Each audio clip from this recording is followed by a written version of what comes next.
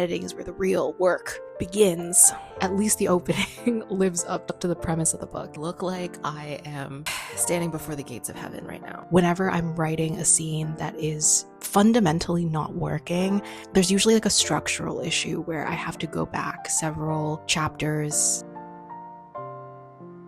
Ooh, the tension. It's like enemies to lovers. Like, that's the art print. Am I gonna get demonetized? Hello, welcome back to another writing vlog. Today we're gonna go get some bookshelves, finally. In my last vlog, you might have seen, I set up a new writing space. I need new shelves and everything. If you're new here, my name is Chris. The novel Local Heavens is a queer dystopian sci-fi cyberpunk reimagining of The Great Gatsby. It comes out in October. It's available for pre-order now. If you want to check out the book, support it, pre-order it, request an ARC, add it to your TBR, all of those things. Huge support to me, and I appreciate everyone who has already supported the book. My plan, as I said, is to set up the new shelves, and I'm also going to be making some progress on The Floating House, my current whip, my fantasy novel, which I want to finish very, very soon. There is Clemmy girl.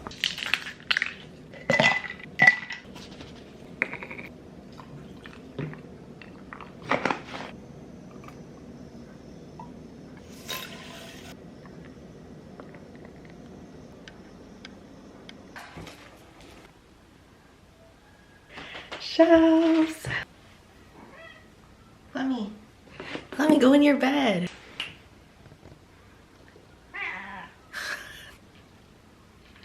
This is definitely the worst possible place I could have put my chair, but it's temporary. To move the chair here in the middle of the room, right in front of the window. I look like I am standing before the gates of heaven right now. Got shelves yesterday. I got bookshelves. Oh, Clemmy just came out of the bed. I think Clemmy wants to leave the room. One sec. You're excused.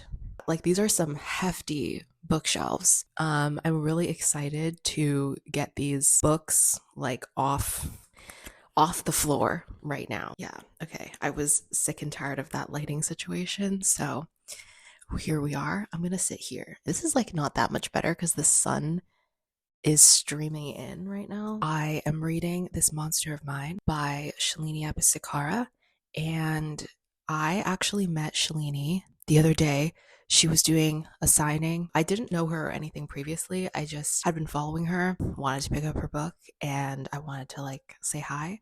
So I did that. The sweetest person ever. Follow her and support her debut. First of all, it's very good. It is like romantasy, kind of like a dark romantasy, but in a good way. Really been enjoying it. I stayed with her for like at least 2 or 3 hours during her signing, just like chatting with her. And so, oh my god, also I met Allison, who's a book talker. She was so sweet as well, so shout out to Allison. I also met a viewer. A subscriber came up to me, said hi. That was so cool because I've never been like recognized in public by a viewer before. So thank you so much for coming up to me, saying that you watched my videos, because that was really cool. I've been reading Shalini's book. It's very good. It's set in an ancient Rome inspired world. It's a romantasy. Main character is a barmaid turned prosecutor, was thrown off of a tower 4 years ago. She was almost killed, and she's been wanting to obviously figure out who was trying to kill her. She ends up working under a judge, like one of the 4 judges in this land, suspects that he is the guy that did that, and so he's the prime suspect. Like, she's like helping him solve cases while also trying to like take him down, you know? Ooh, the tension. It's like enemies to lovers, like enemies to lovers, you know? That's the art print. Am I gonna get demonetized for nudity? This is the main male character. Today I'm going to doing some writing. Actually didn't get much writing done yesterday because I was out getting the bookshelves and then getting all the stuff for the bookshelves, and I just got really tired.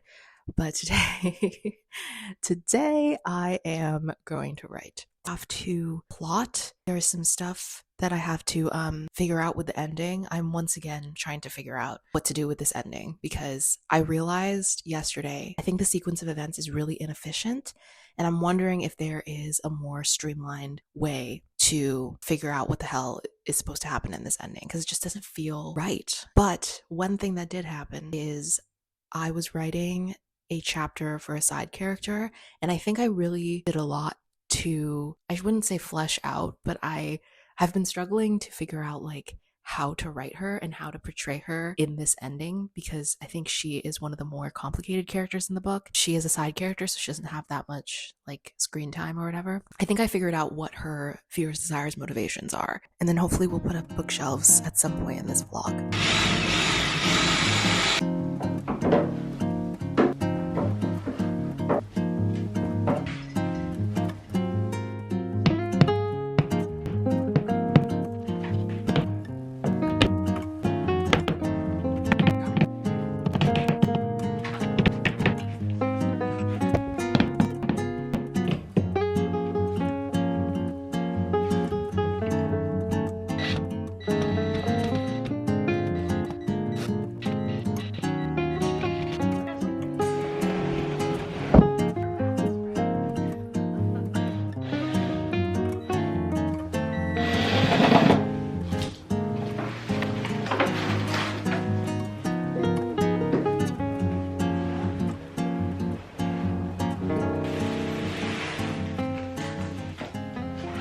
Okay, this is the state of the shelves at the moment. What we have left to do is I have all my books scattered on the floor and I'm going to be sorting them. I'm not entirely sure if all of the books are gonna fit, so we're just gonna wing it and see. My vague plan is that I've made a middle grade and YA pile, and that will hopefully fit on the topmost shelf. And then I'm gonna make an SFF pile, and then literary / classics. Things could still get shuffled around, so we'll see, but I'm excited to sort, and I think all of the hard stuff is done now.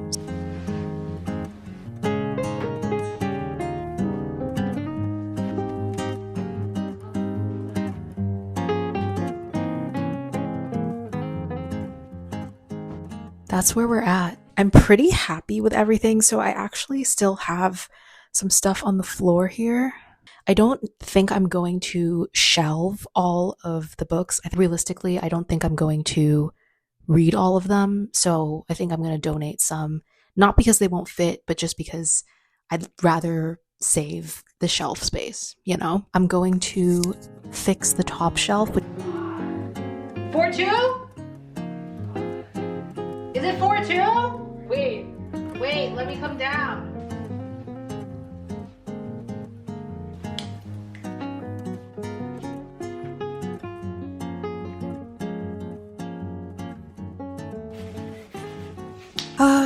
Okay, so I had a pretty busy weekend putting up these shelves, but as you can see, they are put up now. I actually have quite a bit of space. Like there's definitely room, because I got rid of a whole bunch of books. There's definitely room to include more, which is good. I want to expand, like I want to grow personal library, I guess, but I've been trying to think about how to do that intentionally. She's hunting her fish right now. She's got this little fish toy. She's just going for it. Anyways, I have been wanting to build my personal library for a long time now. Have been thinking about how I want to build my personal library. And number one is really, as much as possible, only buy books that I love. I'm lucky enough to live in a place that has a very good library system. I read a ton of books through the library. I request a ton of titles through the library. It's just great, and you should support your libraries in general. Last several years have tried to do my best to read library books, and if I'm really enjoying a book, or if I finish reading it and I love it, I always go out and buy a physical copy.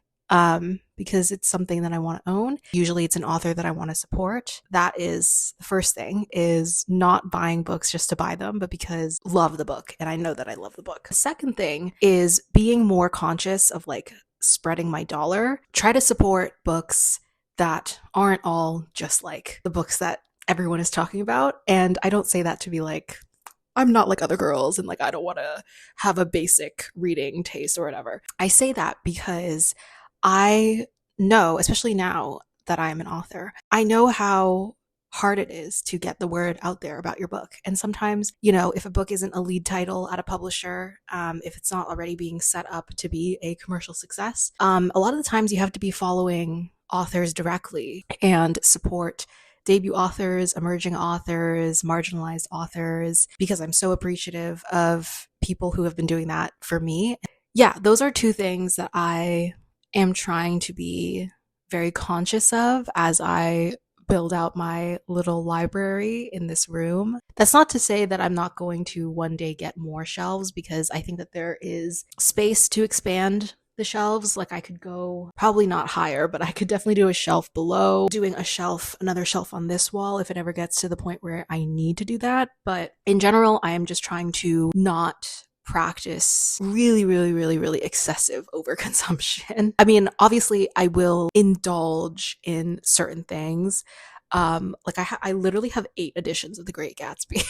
Most of them were gifted to me. Most came from like friends and people who, this is what happens when you make something your entire personality. It's like everyone knows that I love The Great Gatsby, so I have like so many. I actually have like 10 editions of The Great Gatsby, but 2 of them are being loaned out and used by other people, and it's not like I need to put 10 editions on my shelf. Yeah, that's kind of what I'm thinking about as I have been setting up my shelves. So that's that update. The other update that I have is I can't remember if I already talked about this in this vlog. The days are already blurring together. I don't even know. For the last few days, I have been replotting the end of The Floating House. I do it by hand, and I've been trying to figure out how I want this book to end. I mean, I know how I want the book to end. I haven't quite figured out how to get to the ending. Oh my god. I need to stop putting off drafting, because editing is going to be a whole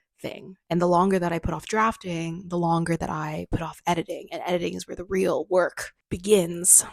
It was helpful though. It was helpful to spend a couple days just really sitting with my thoughts and ideas and how I want to sequence out these last few chapters. My original outline had a lot of meandering, and as an overwriter, I know that I have been known to meander. I'm trying to kind of fight that instinct to overwrite, just because I know that's going to be an issue when I start editing, is like, okay, I'm going to have to start cutting down scenes and whatever. I've been doing that for the past few days. I was replotting, and in my last vlog I hit 100K on this book, and my goal is to write, if not I think 10K is really ambitious to write this week, but I'm going to try to aim for like a solid 5-6K week, because I've been going real slow these past couple weeks, obviously because I was moving, and hopefully within the next month, the end will be in sight. And I'm laughing as I say that, because the amount of times that I have made a self-imposed deadline and then completely dropped the ball is hilarious. The other thing that I haven't done yet is I haven't read my agent's feedback on the first like opening chapters yet, the reason that I haven't done it yet is because I didn't want to, because I already know a lot of the things that I need to change in the opening, and then B, because I feel like a lot of the things that will be addressed in the edit letter, I won't even be able to get to it in this first draft. I'm going to leave it for draft 2. Thankfully, my agent did say that the opening chapters, which I sent her like almost all of Act 1, not quite, at least the opening lives up to the premise of the book. Obviously, I just need to see if I can sustain that feeling throughout the rest of the book. So yeah, we're gonna just write for the rest of this evening. I was doing a lot of admin this morning and afternoon, replying to emails, planning content, and thinking about some of the promotional Local Heavens things that I want to do for the rest of the month / summer. Also, You might have seen in a previous clip that I've been signing a bunch of things, and I think only made, I have like probably 75% of the stack that I have to sign left. And I can't talk about yet like what I'm signing and why, but it is local heavens related. So many papers. Like, I don't know. I have like a month to finish it. So I'm going slow and steady, but also have been practicing my author signature because I wanted to make sure it was consistent. But I think the first like 10 pages that I did were like, they did not look good. Yeah, that is a little update. I'm going to see how much more writing I can get done within this week.